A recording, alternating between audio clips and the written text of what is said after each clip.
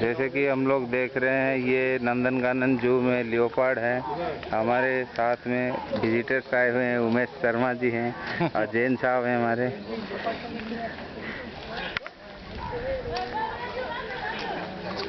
ये नंदनकानन जू है, भुवनेश्वर से जस्ट 20 किलोमीटर दूरी पे है।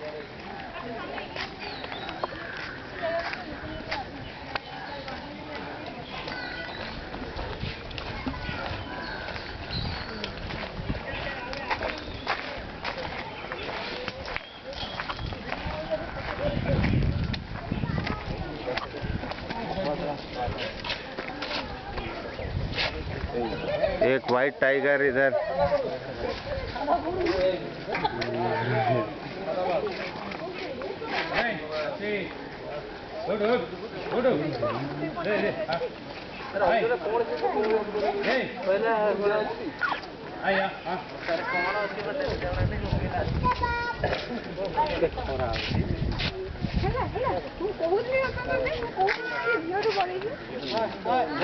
खाली हाथी को छता दरकार नहीं कि जा खाली मुझे बोई पारे।